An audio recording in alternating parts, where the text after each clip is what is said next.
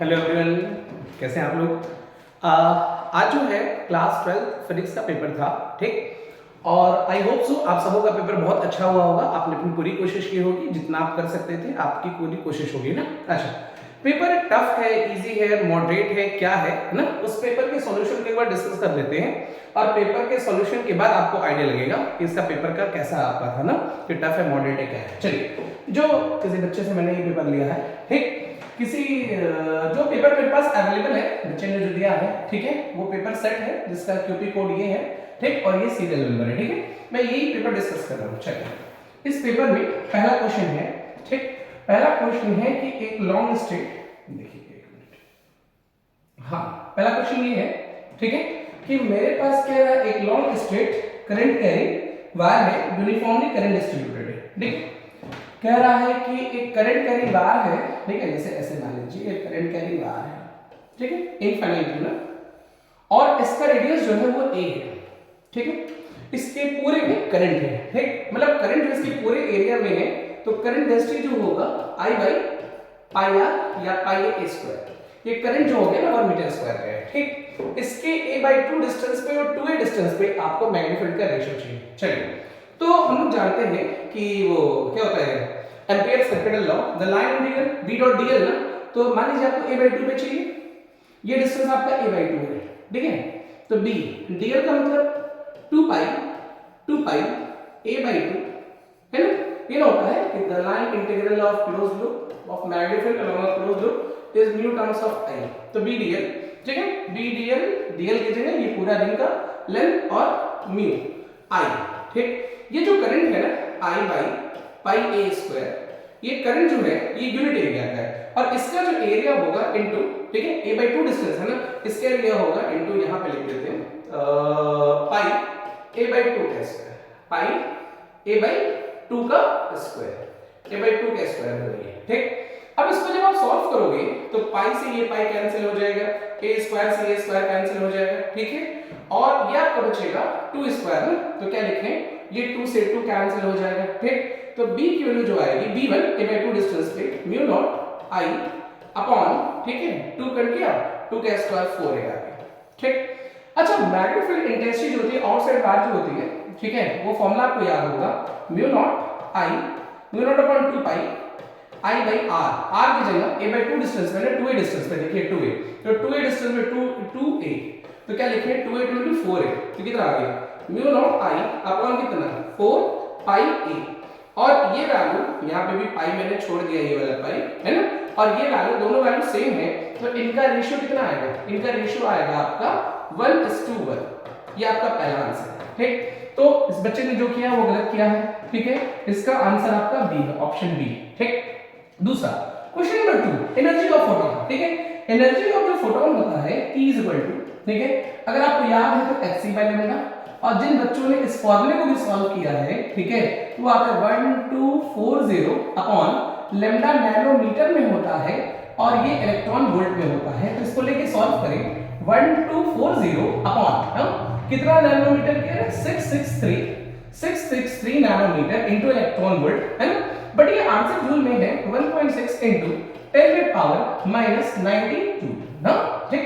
तो इसको near about ये आएगा आंसर आपका, ठीक है। ये आपके पहले दो क्वेश्चन के आंसर है, ठीक। तीसरा क्वेश्चन देखिए, तीसरा क्वेश्चन कह रहा है इलेक्ट्रोमैग्नेटिक वेव कैसे प्रोड्यूस होता है बेटा, मूविंग, है ना, कोई भी चार्ज अगर एक्साइटेड मोशन करेगा तब, ठीक। Semiconductor connected with a battery, कह रहा है कोई सेमीकंडक्टर है, वो बैटरी से कनेक्टेड है, सीरीज कॉम्बिनेशन में है, उसमें कोई भी करंट जा रही है, अगर उसकी पोलैरिटी हम उल्टी कर दें तो उसमें करंट जीरो हो जाएगा। तो इंट्रिंसिक तो सेमीकंडक्टर है, p तो एक सेमीकंडक्टर है, n सेमीकंडक्टर, लेकिन pn जो है वो डायोड है, और डायोड हमारा वर्क कब करता है, कौन सी वाइजिंग में, फॉरवर्ड वाइजिंग में, रिवर्स वाइजिंग में कंडक्शन नहीं करता है, तो ऑप्शन हमारा डी होगा, ठीक है, ये ऑप्शन हमारा डी है। अच्छा, ठीक, फिर आ जाइए फॉर्मेशन और डिप्लीशन इन पीएन जंक्शन, ये डिफ्यूजन ऑफ बोथ, है ना, होल और इलेक्ट्रॉन दोनों के मोशन से, दोनों के डिफ्यूजन से हमारा आता है, ठीक है। फिर मेरा क्वेश्चन नंबर 6 पे आइए, देखिए x के न्यूक्लियस का रेडियस r है, तो y का न्यूक्लियस, देखिए रेडियस का फॉर्मूला क्या होता है, r = ठीक है, ठीक है, r = r0 a पे पावर 1/3, ठीक है, तो r0, ठीक, पहला जो न्यूक्लियस है x उसका रेडियस r है ना और मास 27 है, तो इसकी जगह 27 लिखिए, 27 पावर 1/3, तो 3 इसको लिख सकते हैं ना 3 into 3 है ना, पावर 1/3, तो ये आ गया 3 आ गया, ठीक। अच्छा मान लेते हैं इस y वाले का जो रेडियस है वो r डैश है, तो r डैश की वैल्यू r0 और इसका मास कितना है 125 ना, 125 का क्यूब रूट कितना होगा 5, ठीक। तो r dash by r dash by r ratio लेते हैं ना, r0 से r0 कैंसिल, 5/3, तो r डैश की वैल्यू हो गई 5/3 r, जो y वाला न्यूक्लियस है उसका रेडियस ये हो गया। ये आपका क्वेश्चन नंबर 6 हो गया, ठीक है। चलिए क्वेश्चन नंबर 6 के बाद अब आते हैं क्वेश्चन नंबर 7 पे, तो ध्यान से देखिए, बहुत इजी क्वेश्चन है ये, ठीक है। क्वेश्चन नंबर 7 इजी क्वेश्चन, देखिए क्या कह रहा है क्वेश्चन में, कह रहा है, ठीक है, क्वेश्चन नंबर 7 में कह रहा है कोई इलेक्ट्रिक डायपोल है जिसका dipole moment that is p, ठीक है। कोई इलेक्ट्रिक डायपोल है जिसका डायपोल मोमेंट p दिया है, p कितना दिया है 2 × 10⁻⁸, ठीक है। एंड कह रहा है यूनिफॉर्म इलेक्ट्रिक फील्ड एक्सपीरियंस, है ना, टॉर्क दिया है, ठीक है। टॉर्क कितना दिया है 6 × 10⁻⁴, ठीक है। तो टॉर्क इज इक्वल टू जानते हैं p sin थीटा, और मैक्सिमम टॉर्क है तो थीटा 90, तो E इक्वल टू क्या हो जाएगी τ/p। आप रेशियो लेके सॉल्व कर लें, 6 × 10⁻⁴ अपॉन p की जगह 2 × 10⁻⁸, सिंपलीफाई करके आंसर आ गया। अच्छा फिर कह रहा है क्वेश्चन नंबर, इसमें आ जाएंगे, कह रहा है क्वेश्चन नंबर 8 में नंबर डेंसिटी ऑफ होल का डेंसिटी दिया हुआ है 4 × 10⁻20, ठीक है। और इंट्रिंसिक सेमीकंडक्टर का जो डेंसिटी दिया है 1.2 × 10⁻15, इलेक्ट्रॉन का डेंसिटी पूछ रहा है। तो लोग जानते हैं, ध्यान से देखिएगा, ये जानते हैं Ne × NH = Ni², है ना। तो इलेक्ट्रॉन का निकालने के लिए लिख सकते हैं Ni² अपॉन NH, Ni² मतलब इसका स्क्वायर है ना, तो 1.44 × 10⁻30 अपॉन NH की जगह लिख सकते हैं 4 × 10⁻20, तो 4 ये 4 4 3 12.36 × 10⁻10, तो आ गया आपका 0.36 × 10⁻10 या तो 3.6 × 10�9, आंसर आ गया, ठीक है। 3.6 ये चीज होगी, ठीक है। अच्छा अब चलते हैं क्वेश्चन नंबर 9 पे, कह रहा है अब पॉइंट चार्ज, ठीक है, देखिए एक पॉइंट चार्ज q इज, चलिए कोई -q चार्ज है इसके चारों तरफ, ठीक, कोई q चार्ज ऐसे मूव कर रहा है ना, आपको उसकी काइनेटिक एनर्जी निकालनी है। सिंपल सी बात है कि अगर कोई चार्ज मूव कर रहा है तो ये इसके इलेक्ट्रोस्टैटिक फोर्स से बंधा हुआ है, कितना 1/k लगा लीजिए, 1/4πε0 q1 q2 अपॉन रेडियस तो दिया नहीं है तो r मान लेते हैं, r², ठीक है ना। अच्छा नहीं रेडियस दिया हुआ a दिया हुआ, सॉरी a², ठीक। और यही सेंटीमीटर फोर्स सोर्स होगा किसका, ये सॉरी ये इलेक्ट्रोस्टैटिक फोर्स है ना, ये इलेक्ट्रोस्टैटिक फोर्स होगा सेंटीमीटर फोर्स का, mv² by r, तो एक a से a कैंसिल, तो mv² की जो वैल्यू आ गई क्या आ गई 1/4πε0 q0 by a, ये mv² आ गया। आपको चाहिए काइनेटिक एनर्जी, काइनेटिक एनर्जी क्या होती है हाफ mv² into हाफ, तो 4/8ε0, तो q0 अपॉन a² नहीं होना चाहिए, ये होना चाहिए, ठीक है। ये क्वेश्चन नंबर 9 है।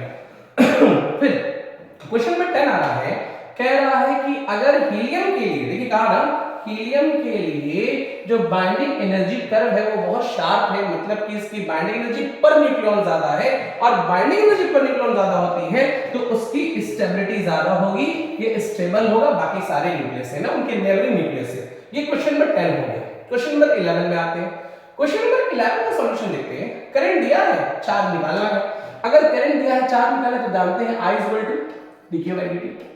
dq by dt, तो लिख सकते हैं dq I dt, I dt, I की जगह क्या लिख सकते हैं, देखिए I की जगह ठीक है, I की जगह 60 into dt, और टोटल निकालने के लिए इंटीग्रेट, और कहां से कहां तक बोला 0 to 3, ठीक है 0 to 3, ठीक। t का इंटीग्रेशन जो है t²/2, तो 3t², 3t², ठीक है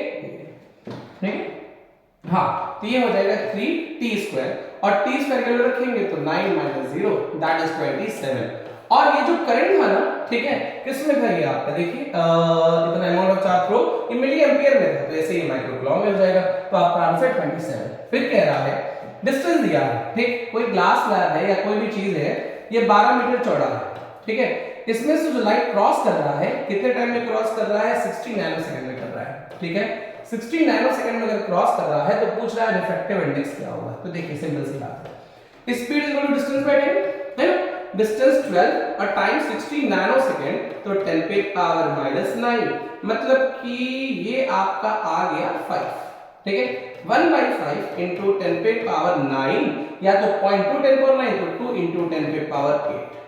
ये वेलोसिटी आ गई इस मीडियम में, और n इज इक्वल टू क्या होता है, c/v, c की रखेंगे v रखेंगे तो आ जाएगा आपका 3/2, दैट इज 1.5, ये चीज, ठीक है, ये भी आपका क्वेश्चन हो गया। चलिए क्वेश्चन नंबर 13 में आते हैं, ठीक है, 13 कह रहा है कोई सेल है, ठीक है, ये question number 13, a cell of EMF E connected across कितना, चलिए कोई एक रेजिस्टर है, ठीक है, कोई एक रेजिस्टर है जिसका रेजिस्टेंस R है, इसको किसी बैटरी से जोड़ दिया गया है, जिसका ईएमएफ E है, इंटरनल आपको निकालना है इसके अंदर, ठीक है, इसके अंदर आपको इंटरनल निकालना है,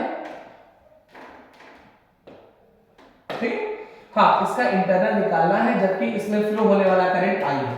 तो हम लोग जानते हैं E is equal to V plus IR, तो R की जगह लिख सकते हैं E minus V by I, E minus V by I ये दिख रहा है लेकिन इसमें स्मॉल r भी है तो गड़बड़ हो गई, है ना, I की जगह लिख सकते हैं V by R, V by R, तो लिखें E minus V upon V by R into this, तो ये आपका डी ऑप्शन हो सकता है, ठीक है। अच्छा इतने के बाद आते हैं क्वेश्चन नंबर 14, ठीक, कह रहा है रे ऑफ मोनोक्रोमेटिक लाइट, ठीक, जब मूव करेगा एक मीडियम से दूसरे मीडियम तो रिफ्लेक्टेड और रिफ्रैक्टेड में कौन सी चीजें चेंज नहीं होंगी, एनर्जी बदल जाएगी, स्पीड बदलेगी, वेवलेंथ बदलेगा, फ्रीक्वेंसी नहीं बदलेगा क्योंकि फ्रीक्वेंसी डिपेंड्स ऑन सोर्स, ये भी चीज होगी, ठीक। फिर कह रहा beam of electron and proton moving parallel, मतलब एक इलेक्ट्रॉन ऐसे जा रहा है, एक इलेक्ट्रॉन ऐसे जा रहा है और एक प्रोटॉन ऐसे जा रहा है, ठीक, अब ये दोनों एक दूसरे को अट्रैक्ट करेंगे, रिपेल करेंगे, देखिए इलेक्ट्रॉन ऊपर जा रहा है तो करंट उसके उल्टे डायरेक्शन में आएगा, है ना, करंट ऊपर डायरेक्शन में आएगा, और प्रोटॉन अगर ऊपर जा रहा है तो करंट दूसरी डायरेक्शन में होगा, मतलब कि यहाँ पे ये दो पैरेलल करंट कैरिंग वायर की तरह बिहेव करेंगे, इसमें करंट का डायरेक्शन अपोजिट है, और अपोजिट होता है तो हम लोग जानते हैं कि ये एक दूसरे को क्या करते हैं, रिपेल करते हैं, ठीक है, ये भी आपका क्वेश्चन का ऑप्शन हो गया। चलिए फिर आगे चलते हैं, ठीक, ये रिपल्शन होगा, रिपेल ईच अदर, है ना, फिर आ गया एसर्शन रीजन, चलिए एसर्शन रीजन वाले क्वेश्चन डिस्कस कर लेते हैं। कह रहा है पहला, ठीक, कह रहा है in Young double slit experiment all fringes are formed equal width, yes ये इक्वल विड्थ के होते हैं, ठीक। फिर कह रहा है fringe width depends on wavelength of light lambda used at distance of d and d, yes w is equal to lambda d by d, ये वैल्यू कांस्टेंट होती है और फ्रिंज विड्थ इसी पे डिपेंड करता है, तो ये भी सही है, ये भी सही है। अच्छा diamagnetic substance exhibit magnetism, yes बिल्कुल करेक्ट है। फिर कह रहा है diamagnetic do not have a permanent magnet, ठीक है, ये बात गलत है, ये इसका रीजन नहीं है, ठीक है। फिर कह रहा है work done in moving charge around a close path electric field 0, yes अगर इलेक्ट्रिक फील्ड में क्लोज पाथ में चार्ज मूव कराएंगे तो वर्क डन बिल्कुल 0 होगा, क्योंकि इलेक्ट्रोस्टैटिक फोर्स हमारा कंजर्वेटिव फोर्स होता है, तो इसमें ये इसका रीजन भी सही है। ये आपका क्वेश्चन 18 हो गया, ठीक। अब आगे आते हैं, चलिए और आगे देखिए फिर क्या कह रहा है, सुनिए, कह रहा है अब power of thin lens is इतना, चलिए इसका पावर इतना है, ठीक। Immersed in a liquid, it behave like a concave lens of focal length इतना, calculate the refractive index। चलिए कोई आपके पास लेंस है जिसका पावर दिया है 5 डायोप्टर, आपके पास कोई लेंस है उसका लेंस का जो पावर है वो 5 डायोप्टर है, ठीक। अगर उसको हम किसी लिक्विड में डाल देते हैं तो उसका फोकल लेंथ 100 सेंटीमीटर हो जाता है और वो कनकेव बन जाता है, मतलब 100 सेंटीमीटर का मतलब बेटा हो गया 1 मीटर, और अगर ये 1 मीटर है तो पावर 1/f तो ये -1 हो गया, ठीक। अगर ऐसा कह रहा है, ठीक है, पहले एयर में था तो पावर 5 डायोप्टर था, अगर उसको किसी लिक्विड में डाल दिए तो उसका पावर या फोकल लेंथ 100 सेंटीमीटर हो गया, 100 सेंटीमीटर 1 मीटर और पावर 1/f हो गया, ठीक। अच्छा तो कह रहा है कि जिस लिक्विड में डाला गया उसका रिफ्रैक्टिव इंडेक्स क्या, ठीक है, हमारे पास फॉर्मूला हम जानते हैं 1/f = n - 1 1/r1 - 1/r2, ठीक है ना। और 1/f को p लिख सकते हैं। अगर ये फॉर्मूला दो बार लगाएंगे तो ये कैंसिल हो जाएगा, तो p1 फिर p2, ये बचेगा क्या n-1। पहले कहां से कहां जा रहा था, लाइक पहले एयर में था ना, तो एयर टू ग्लास, तो refractive index of glass with respect to air upon, ठीक है। बाद में हमारा कहां से जा रहा है, मीडियम टू ग्लास, तो refractive index of medium with respect to glass -1। अच्छा, इसी को आपको सॉल्व करना है। देखिए पहले पावर कितना था 5, बाद में कितना हो गया 1 -1, क्योंकि कॉन्केव हो गया। और ग्लास का रिफ्रैक्टिव इंडेक्स कितना 1.5, ठीक, ग्लास का 1.5, एयर का 1 होता है, तो 1.5/5, 1.5/1, दैट इज 0.5 अपॉन ये रिफ्रैक्टिव इंडेक्स ऑफ ग्लास, तो ग्लास मतलब 1.5 डिवाइडेड बाय दैट मीडियम, है ना, -1। इसी को आपको सिंपलीफाई करना है, ये क्रॉस कर लीजिए, n की वैल्यू लगभग 5/3 आएगी। ये आपका क्वेश्चन सॉल्व हो गया, ठीक है। फिर कह रहा है एक्सप्लेन हाउ जनरेटर को एमीटर में कैसे कन्वर्ट करते हैं। तो याद होगा, आपने पढ़ा हुआ थ्योरेटिकल क्वेश्चन है कि जितना करंट आता है, मैक्सिमम करंट हम चाहते हैं कि शंट में चला जाए, तो किसमें करेंगे, bye connecting a shunt wire in parallel combination of low resistance, है ना। फिर इंफ्रारेड कैसे प्रोड्यूस होता है। इंफ्रारेड हमारा इमेज, जहां से भी एनर्जी इमिट होगी, हीट इमिट होगा, वहां इंफ्रारेड प्रोड्यूस होगा। Why this are referred to the heat wave, क्योंकि जब या किसी में भी अगर इंफ्रारेड होगा, वाटर मॉलिक्यूल को मान लीजिए इंफ्रारेड देंगे, तो उनके अंदर ये मोशन क्रिएट कराएंगे, मोशन कराएंगे, थर्मल मोशन होगा, हीट बढ़ेगी, इसलिए इसको हीट वेव कहते हैं। बाकी इनका यूज जो है, दो यूज कोई लिख लीजिए, कोई भी यूज लिख लीजिए ना, ये आपका हो गया, ठीक है। कई जगह यूज होता है इंफ्रारेड का वैसे। अब आ जाइए क्वेश्चन नंबर 28।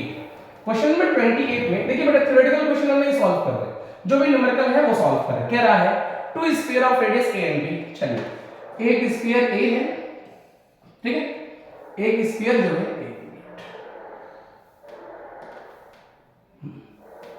एक स्फीयर जो है आपके पास a है, जिसका रेडियस a है, और एक स्फीयर है जिसका b है, ठीक है। दोनों को अगर किसी बार से कनेक्ट कर दें, ठीक, तो कह रहा है find the ratio of electric field at there centre surfaces. चलिए कोई दिक्कत नहीं है ना।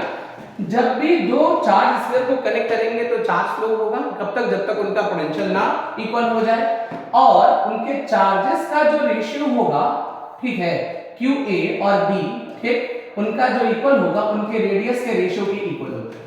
तो चार्ज का रेशियो होता है उनके रेडियस के रेशियो के इक्वल होते हैं। अच्छा, सरफेस पे इलेक्ट्रिक फील्ड का फॉर्मूला क्या होता है, KQ/R। चलिए electric field of A to the electric field of B, electric field of A अगर लिखेंगे KQA/A इनटू, उल्टा कर देना, क्या लिखे, B अपॉन KQB। तो K से K कैंसिल, लिख सकते हैं B/A, ठीक है, सॉरी ये स्क्वायर होता है, मैंने गलती लिख दिया, इलेक्ट्रिक फील्ड स्क्वायर होता है ना, तो B²/A² और QA/QB, QA/QB की जगह A/B, तो एक ABB, दैट इज B/A, ये भी हो गया, ठीक है। फिर कह रहा है क्वेश्चन नंबर, इसमें आ जाइए, ध्यान से देखिए, क्वेश्चन नंबर 28 का B, ठीक है ना। 28 के B में कह रहा है a parallel plate capacitor C is charged by a battery up to the potential। चलिए एक कैपेसिटर है जिसका कैपेसिटर C है और किसी बैटरी V से जुड़ गया, ठीक है ना, इसका पोटेंशियल भी V हो जाएगा, इसके जो चार्ज है वो CV हो जाएगा, ठीक है।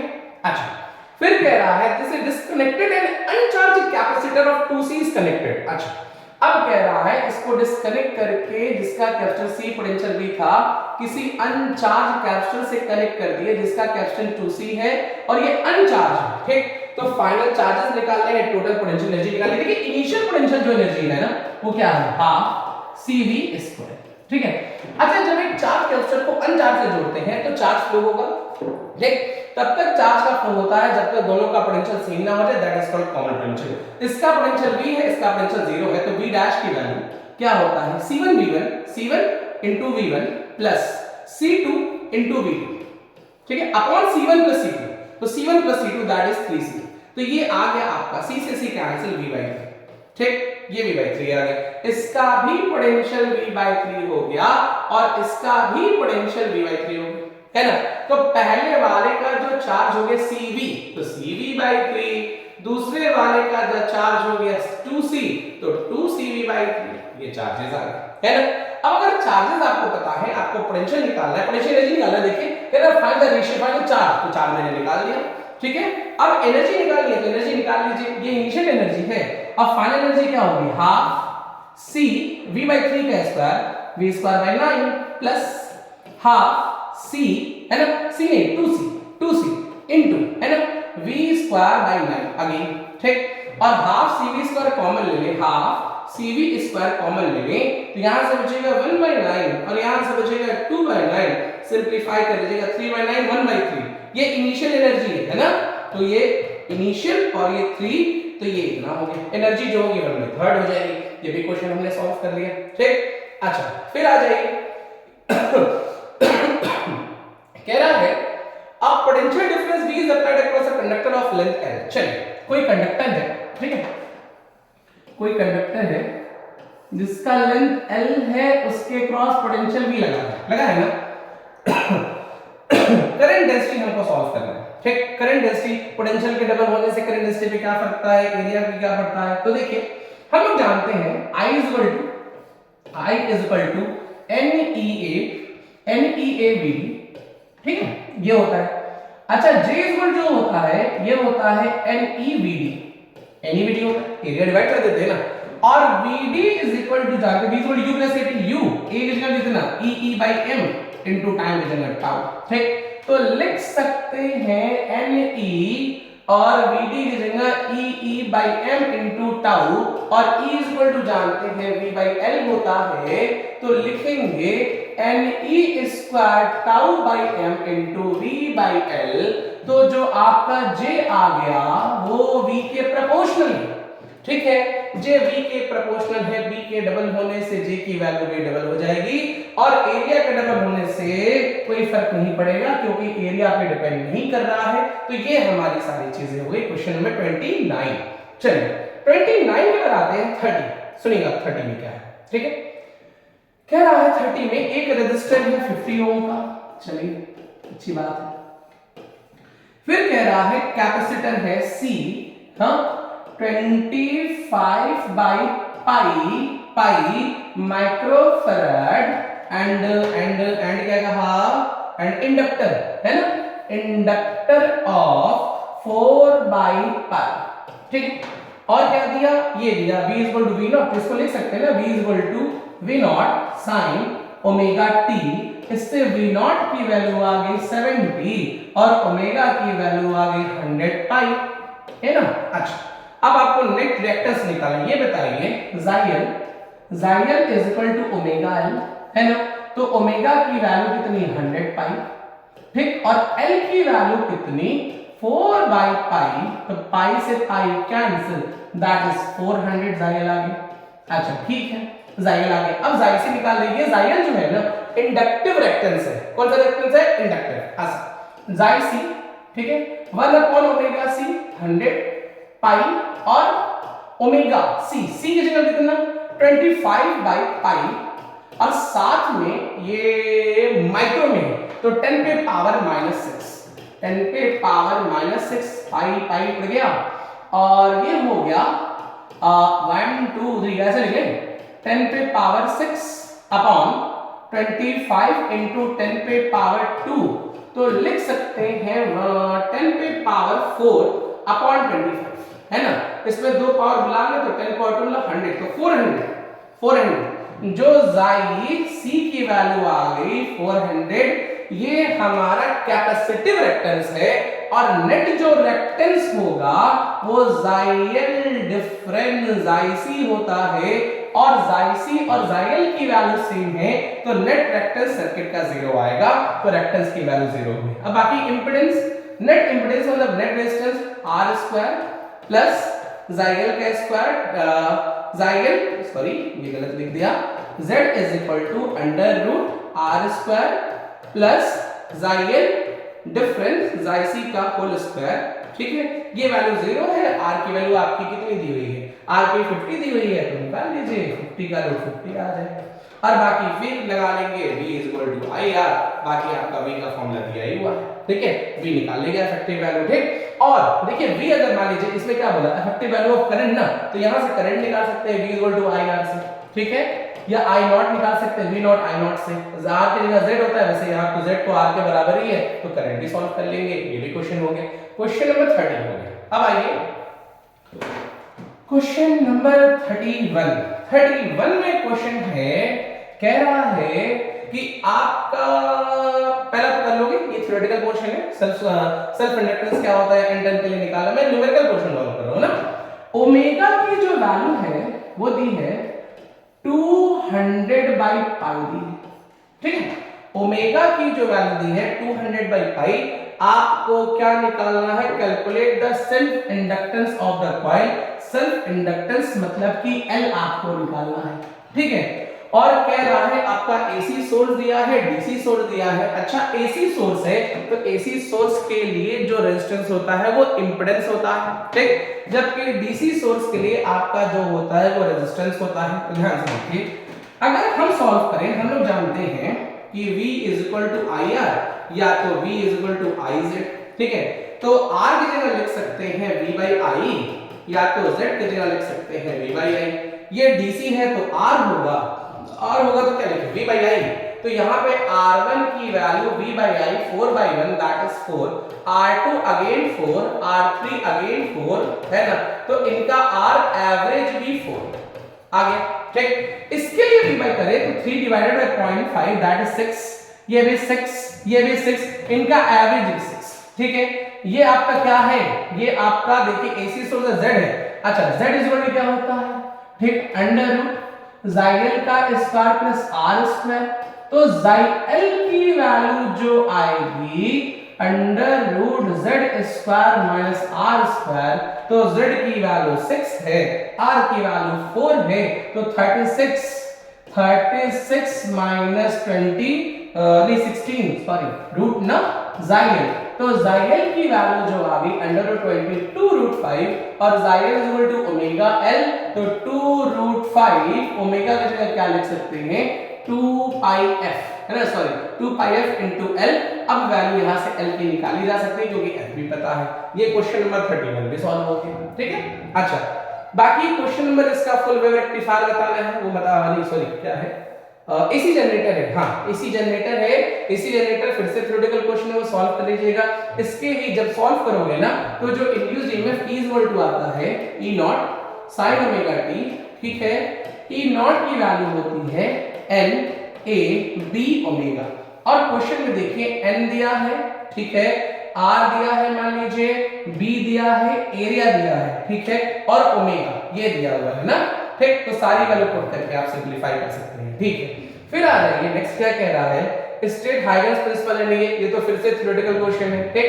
फिर कह रहा है concave mirror of focal length 12 centimetre, ठीक। चलिए एक कॉनकेव मिरर है जिसका फोकल लेंथ कितना है 12 सेंटीमीटर, इसका फोकल लेंथ जो है 12 सेंटीमीटर है, और ये कौन सा मिरर है, कॉनकेव मिरर है, ठीक। फिर कर रहा है 3 टाइम्स मैग्निफिकेशन, इसका 3 टाइम्स, ठीक है, मैग्निफिकेशन इसका 3 टाइम्स है। तो कह रहा है find the distance between object and image, ये क्वेश्चन करा, ठीक है। आपको ऑब्जेक्ट और इमेज के बीच का डिस्टेंस निकालना है। तो देखिए सिंपल सी बात है, m is equal to v by u लगा लीजिए, v और u में रिलेशन आ जाएगा, v और u की वैल्यू अगर आ गई तो u माइनस v कर लीजिएगा। इसको मैंने सॉल्व किया था, कैलकुलेट नहीं कर रहे हैं, 64 सेंटीमीटर के लिए होगा, आप चेक कर लीजिएगा। वैसे मैंने इसको सॉल्व किया है, सॉल्यूशन इसका क्वेश्चन नंबर कौन सा था 32 हाँ 64 है, इसका आंसर 64 सेंटीमीटर है, ठीक है, ठीक। तो ये हो गया, ठीक है। फिर कह रहा है, ये कहा इसको हटा देते हैं, हाँ। फिर कह रहा है draw all level diagram of, ये तो फिर से वही चीज आ गया, focal length of objective and eyepiece. इस क्वेश्चन को कर लेते हैं। कह रहा है फोकल लेंथ ऑफ ऑब्जेक्टिव मतलब f नॉट, f नॉट की जो वैल्यू दी है, the focal length of objective ना is 1 centimetre and focal length of eyepiece is 2.5 centimetre and magnification is 300, ठीक है। और आपसे पूछा लेंथ, ठीक। आपके क्वेश्चन में हमारा क्या क्या दिया है, एफ नॉट दिया है, एफ ई दिया है, मैग्निफिकेशन दिया है, और उतनी सारी वैल्यू देने के बाद आपसे हमारा क्या पूछ रहा है कि इसका लेंथ ऑफ द टेलीस्कोप क्या होगा। तो जो लेंथ ऑफ द टेलीस्कोप का फॉर्मूला होता है, एक मिनट,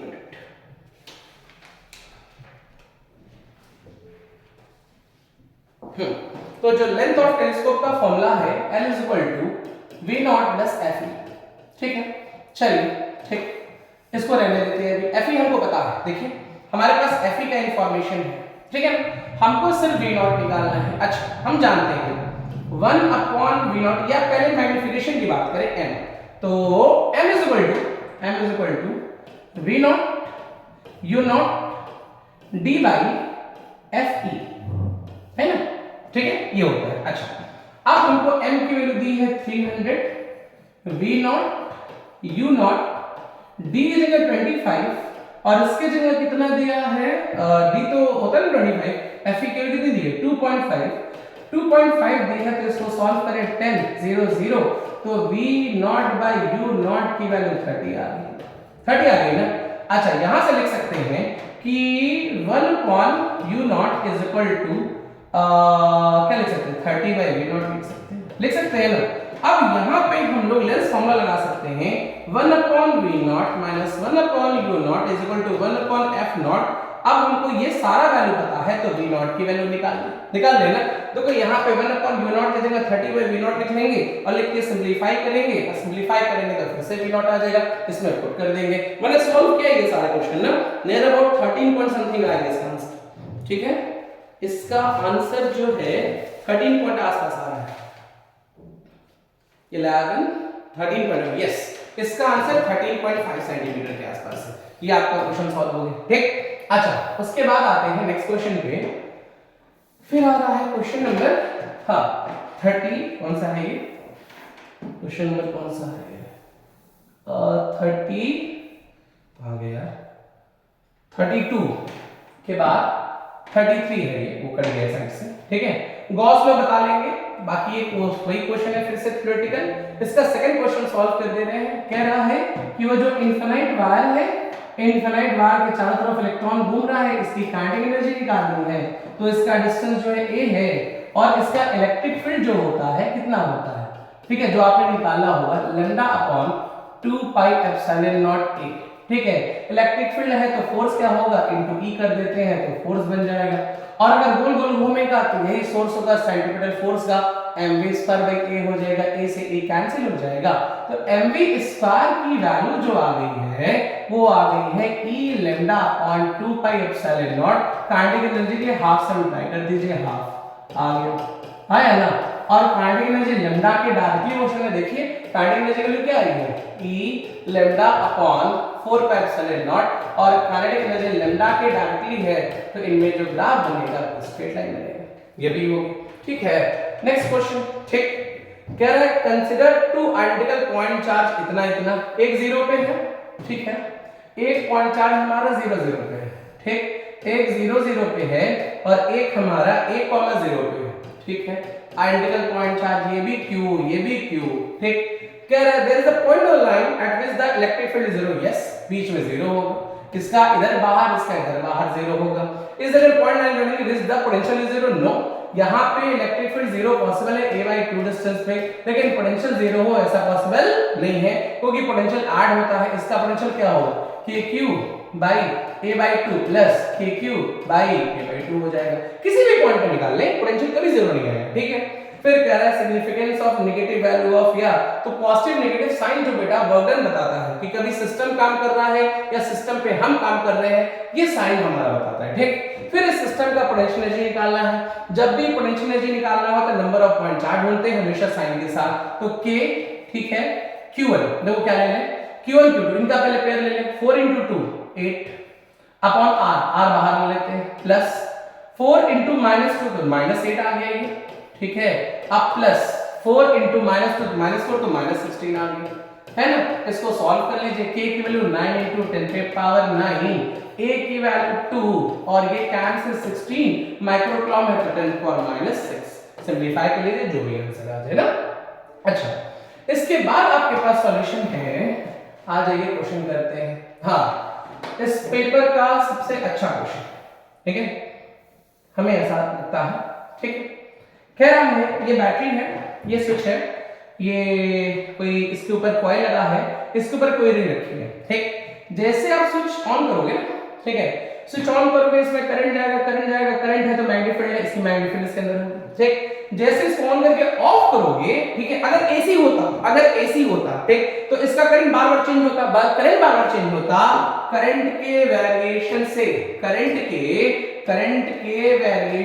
मैग्नेटिक फील्ड भी वेरी करता, और मैग्नेटिक फील्ड वेरी करता तो वेरिंग मैग्नेटिक फील्ड में इसका फ्लक्स चेंज होता, और फ्लक्स चेंज होता तो क्या होता, ये हमारा जंप कर जाता, ठीक। लेकिन ये हमारा डीसी बैटरी है, इसको जब पहले दिए तो मैग्नेटिक फील्ड मैक्सिमम था, अब जब स्विच ऑफ करेंगे तो मैग्नेटिक फील्ड को ये कम करेगा, मतलब मैग्नेटिक फील्ड वेरी करेगा, तो इसके अंदर इंड्यूस्ड ईएमएफ आएगा, इंड्यूस्ड करंट आएगा, जो अपने कॉज को अपोज करेगा, तो ये रिंग जंप कर जाएगा। ये आंसर है। और इसमें ये कौन कौन सा लॉ बताता है, लेंज लॉ बताएगा, LENZ Lenz law, Faraday law, electromagnetic induction पे है ये पूरा बेस्ट, ये हमारा अच्छा एक्सपेरिमेंट, ठीक है। चलिए उसके बाद आ जाइए, ठीक। कह रहा है इसमें, ठीक है, ये ग्राफ दिया है करंट में और पोटेंशियल में। देखिए ये जो है ना, ये स्टॉपिंग पोटेंशियल, ठीक। ये जो पॉइंट है, ये पॉइंट हमारा कौन सा पोटेंशियल है, स्टॉपिंग पोटेंशियल।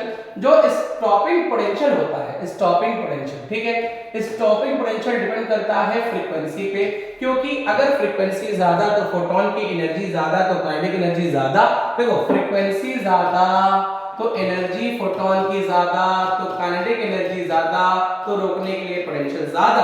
तो सबसे ज्यादा हमारा स्टॉपिंग पोटेंशियल इसका है, तो इसकी फ्रीक्वेंसी सबसे ज्यादा बी की frequency of B is maximum, ठीक है, और फ्रीक्वेंसी का भी मैक्सिमम तो लैम्डा मिनिमम।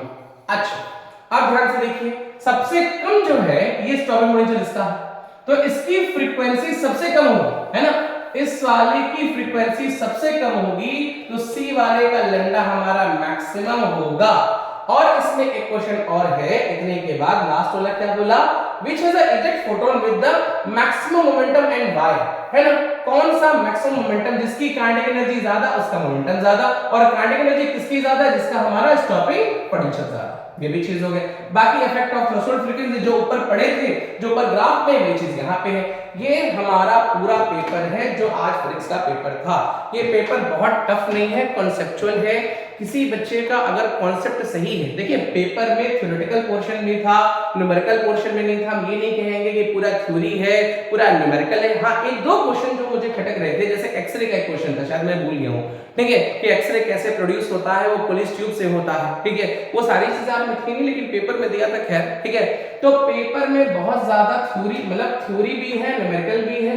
जिस बच्चे का कॉन्सेप्ट क्लियर है, जिसने समझ के पढ़ा है, नहीं कि बस गए फॉर्मूला रट लिए, फॉर्मूला रट के क्वेश्चन सॉल्व कर लिए, 3 रट के लिख दिए ना, ऐसा पेपर नहीं था ये कि जाओगे रटोगे और रट के काम चल जाएगा। अब धीरे धीरे देखिए कैसे पेपर्स आ रहे हैं ना। तो जिसका कॉन्सेप्ट क्लियर है, सारी चीजें क्लियर है, फॉर्मूला याद है, सब न्यूमेरिकल में फॉर्मूला अप्लाई करना आता है, वही पेपर कर पाएगा। मेरे हिसाब से पेपर ठीक है, बहुत टफ नहीं है, बहुत इजी भी नहीं है। जिसका कॉन्सेप्ट क्लियर होगा वही कर पाएगा। Thank you.